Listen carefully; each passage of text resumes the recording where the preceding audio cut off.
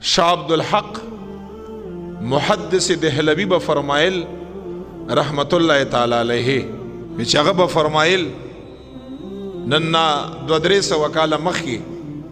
څه عجیبه خبرې د علما د صلحاو وي چې هغه به فرمایل په خپله زمانه کې وی چې که اوس په زمونږ زمانه کې مخکینی خلک قبرونه راوچت شي قبرونه شاه عبدالحق او شاه ولی الله صاحب د زمانې زمونږ په زمانه کې هغوی به وي مخکینی خلک د قبرونه راوچت شي او دا د زمونږ زمانې خلک وګوري ویني د دوی اعمال وګوري وی چې هغه خلک به قسم وخوري چې دا د دې زمانې چې کوم خلک دي دا هغه خلک دي چې په آخرت باندې خو یقین شته خو په حساب کتاب باندې دغو خلکو یقین نشته دا څه شی کا وی چې مخکینی خلک به دا ووایي چې په آخرت باندې خو یقین شته چې آخرت له به ځو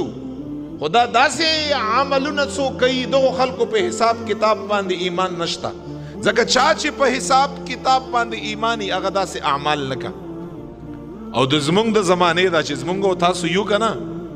نو زار ته یو خبره کومه د شاه عبدالحق محدث دهلوي او د شاه ولی الله مبارک رحمت الله تعالی علیه په شان زار ته یو خبره کړم چې زه وایم چې والله چې په دې زمانه کې شاه ولی الله صاحب راوچت شي شاه عبدالحق محدث دهلوي راوچت شي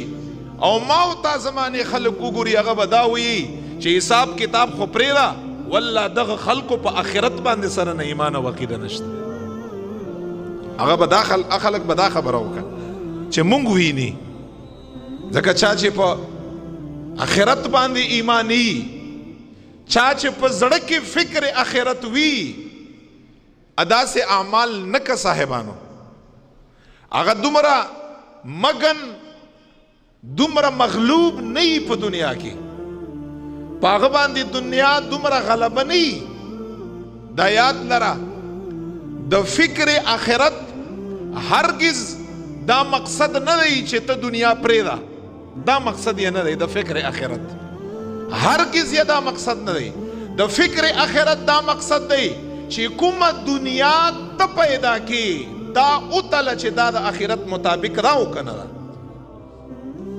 نوره دنیا مه پرېږده هرگز دا مقصد یې نه دی دا یاد لرئ چې فکر آخرت دا مقصد دی چې دنیا ته هر څه پرېږده حصول مه کړه وټه ګټه مه کړه خلکو سره معاشرتي معاملات مه ساته نه ته چې دنیا کې څم کوي وی کا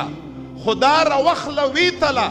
چې دا د آخرت مطابق دی که نه دی که د آخرت مطابق دی په هغې باندې عمل وکړه